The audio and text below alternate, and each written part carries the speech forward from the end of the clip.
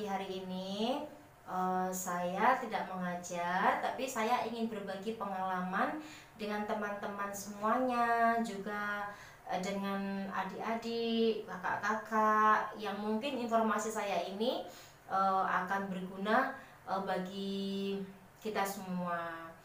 Jadi ada beberapa teman saya yang bertanya kepada saya, bagaimana sih kiat-kiatnya menjalankan usaha di musim pandemi COVID-19 ini.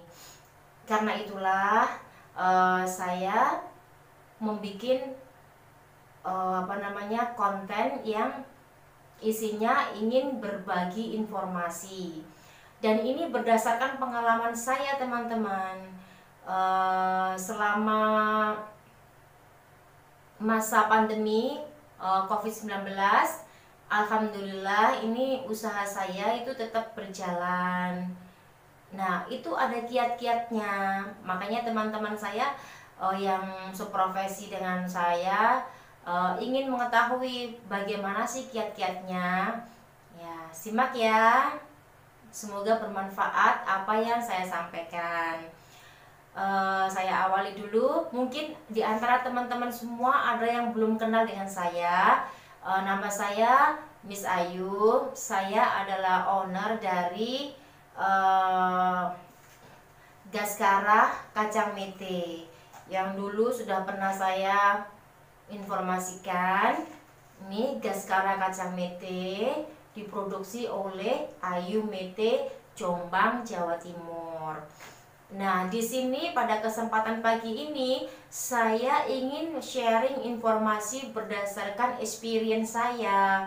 Bagaimana kita tetap menjalankan usaha kita di tengah-tengah musim pandemi seperti ini. Kita langsung saja ya. Teman-teman, berdasarkan pengalaman saya untuk bulan Maret, Mei, Maret, April, Mei, Juni, Juli, Agustus ya sekarang ya. Berarti sekitar 5 bulan ya. Maret, April, Mei, Juni, Juli, Agustus. Ya, sekitar 5 bulan kita kan dalam musibah ya, pandemi COVID-19. Dan di semua sektor bidang ekonomi itu mengalami penurunan omset, baik offline maupun online. Nah, di sini sekarang saya ingin menjelaskan atau berbagi pengalaman dengan teman-teman semua, bagaimana caranya kita tetap eksis, tetap produktivitas tetap berjalan walaupun di saat-saat pandemi seperti ini, teman-teman. Alhamdulillah saya ini walaupun di musim pandemi ini saya omsetnya tidak terlalu menurun, tapi memang ada penurunan, tapi tidak banyak ya. Nah, itu ada kiat-kiatnya.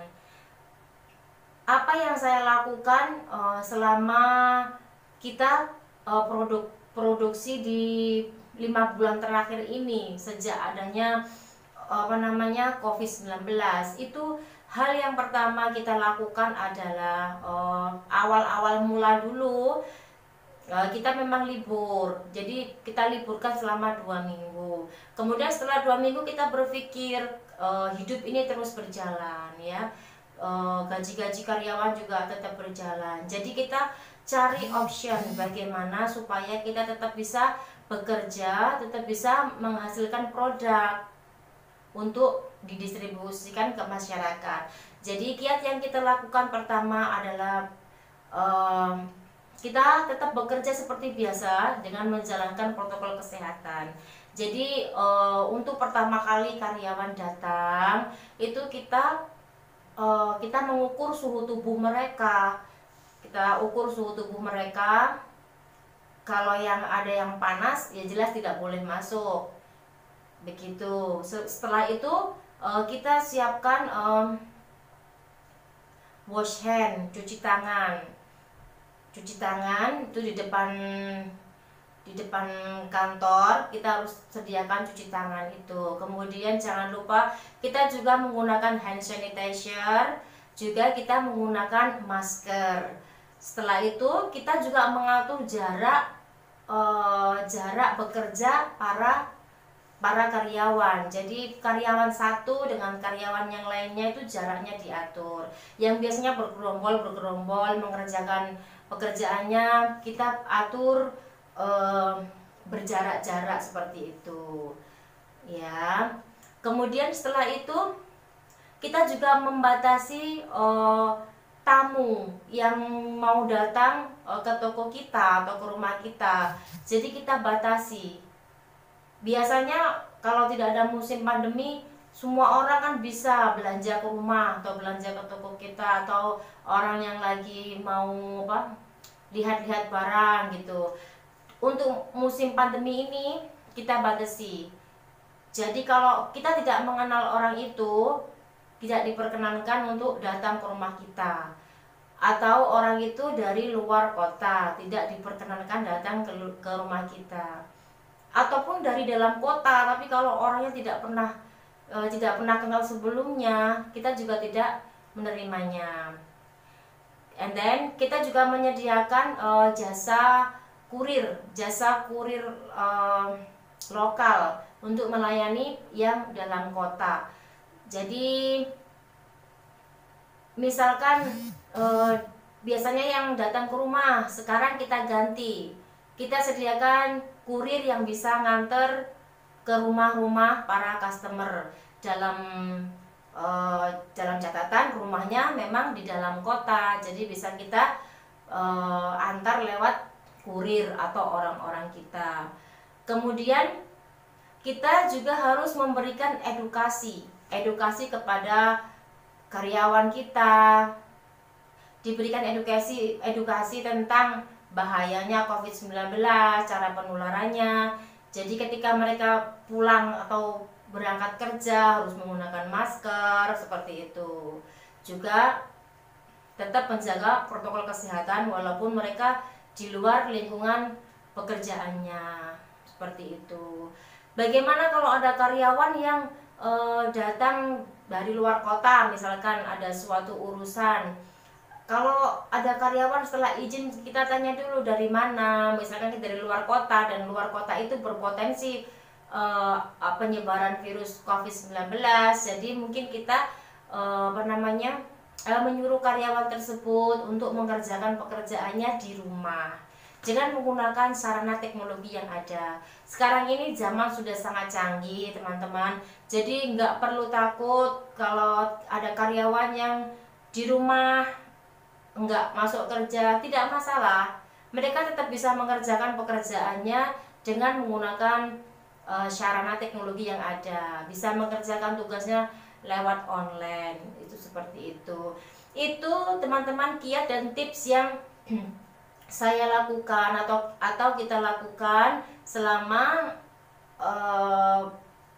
berproduksi atau beraktivitas di masa COVID-19 ini. Itu yang secara intern. Jadi secara intern yang berhubungan dengan saya dan orang-orang yang bekerja di rumah saya. Kemudian bagaimana untuk sementara yang untuk berhubungan dengan customer. Untuk yang berhubungan dengan customer ini, ya ini yang agak susah ya, karena kan memang customernya rata-rata di luar kota. Customer saya rata-rata di luar kota, jadi saya harus tahu dulu memastikan kotanya itu masih bisa nggak barang saya itu distribusikan di sana, seperti itu. Jadi kalau untuk kiat dan tips yang kita lakukan yang berhubungan dengan customer di era COVID-19 ini, supaya omset tetap berjalan, produktivitas tetap berjalan, biasanya ya nggak biasanya ya, memang harus membuat banyak program. Jadi program-program yang kita lakukan atau kita buat sebagaimana semenarik mungkin agar customer itu tetap membeli gitu, tetap membeli dengan cara kita ngasih diskon yang khusus untuk pembelian sekian kilo, misalkan 10 kilo sekarang harganya sekian, 20 kilo sekian, 30 kilo sekian. Itu supaya itu untuk menarik para customer, karena di masa Covid-19 ini penjualan di mana-mana juga pasti menurun. Jadi kalau diskonnya kita agak banyak atau harganya khusus, customer juga akan menjualnya eh, dengan mudah, maksudnya kalau harganya itu agak menurun gitu. Kemudian jangan lupa kita harus selalu memperhatikan analisa transaksi yang ada. Jadi kita pantau transaksi yang ada itu setiap harinya, atau kita setiap hari, setiap minggu kita pantau seberapa besar kenaikan dari omset kita atau seberapa besar penurunan dari omset kita tadi. Kenapa kita harus tetap analisa transaksi yang ada? Itu semua untuk meminimalis kerugian yang ada. Jadi setiap transaksi itu kita kita analisa. Kalau memang omsetnya tidak turun terlalu banyak, biaya operasionalnya masih bisa berjalan, gaji karyawan masih masih bisa mencukupi, tetap kita lanjutkan produksi, tetap kita lanjutkan kita beraktivitas. Kalau sebaliknya dilihat dari transaksi tersebut, omsetnya kita selalu menurun, biaya operasionalnya tidak cukup, apalagi gaji karyawan tidak cukup, ya sebaiknya memang berhenti dulu, stop dulu produktivitasnya, jangan diteruskan. Karena kalau sudah transaksi sudah analisa transaksi tadi dari omsetnya sudah menurun terus dari hari ke hari, minggu ke minggu, bulan ke bulan, tetap diteruskan, ya itu bisa dipastikan akan collapse atau kita mengalami defisit, ya, bangkrut seperti itu. Jadi memang di sini sangat-sangat important, ya, penting sekali untuk memperhatikan transaksi yang ada setiap hari yang masuk, setiap minggu, setiap bulan. Kalau masih dirasa tidak ada kerugian, masih dirasa profit, walaupun cuman profitnya menurun, tidak masalah, asalkan tetap biaya operasional masih tercover, biaya gaji masih tercover, itu tidak masalah. Tidak masalah menurut saya, karena memang kita penjualannya kita itu menurun tuh di semua bidang, bukan bidang saya saja. Jadi di sektor apapun tuh memang penjualan atau omset itu memang menurun seperti itu. Kemudian apa yang harus kita lakukan lagi? Nah, kita harus sering-sering memastikan stok produk yang ada. Jadi kita cek produk-produk yang mau didistribusikan, stok yang sudah ada, itu kita harus rajin-rajin mengeceknya untuk mengetahui kalau stoknya yang sudah jadi terlalu banyak, nah bisa nggak didistribusikan dalam sekian bulan, mampu nggak? Kalau nggak mampu kan useless gitu loh, akan mengakibatkan kerugian, karena kan makanan ringan itu ada jangka expirednya kan antara 4 bulan sampai 6 bulan, ya. Kalau mentah 4 bulan, kalau matang sekitar 8 bulan. Kalau matang tuh goreng itu sekitar 4 bulan, kalau mentah itu sekitar 8 bulan. Itu karena makanan ada jangka expirednya. Jadi waktu produksi harus planningnya harus benar. Berapa yang mau dilempar ke pasaran itu sudah harus diperhitungkan, karena dalam masa-masa pandemi ini kan sangat-sangat untuk berbisnis jualan makanan atau online itu kan penurunan yang sangat signifikan, ya, di semua bidang ini. Nah itu makanya kita harus rajin-rajin untuk mengecek atau menganalisa produk yang sudah jadi, yang sudah siap didistribusikan ke masyarakat. Dan juga kita harus rajin mengecek stok bahan baku. bahan baku dari mana? Kalau saya bahan baku dari petani. Jadi saya harus rajin-rajin untuk kontak petani untuk menanyakan apakah stok bahan bakunya memadai, masih ada sampai berapa bulan ini katakanlah. Dan barangnya, bahan bakunya selalu tetap baru, tetap terjaga kualitasnya, juga bebas dari COVID-19. Di sana juga menerapkan protokol kesehatan seperti itu. Kita harus rajin-rajin untuk memastikan itu. Jangan sampai kita sudah berproduksi, kemudian sudah dilempar ke pasar, didistribusikan, ternyata bahan bakunya terkendala, bahan bakunya kosong karena dampak dari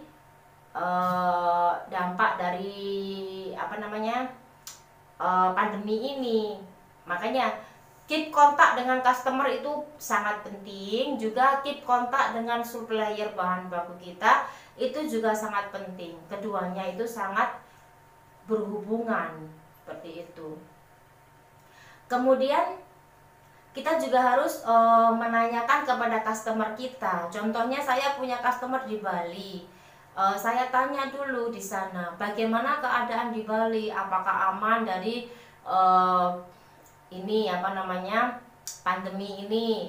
Ada beberapa kota yang lagi ada ini kena COVID-19, ada juga beberapa kota yang tidak. Nah, itu produk kita kan masih bisa masuk di kota-kota yang masih aman seperti itu. Jadi sebelum kita didistribusikan ke Bali, ke Jakarta atau keluar Jawa, kita konfirmasi dulu atau kita cross check dulu kepada customer di sana itu keadaannya bagaimana, apakah kurir bisa masuk, apakah ekspedisi bisa masuk.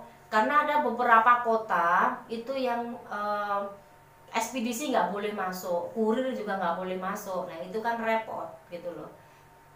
Istilahnya karantina wilayah seperti itu.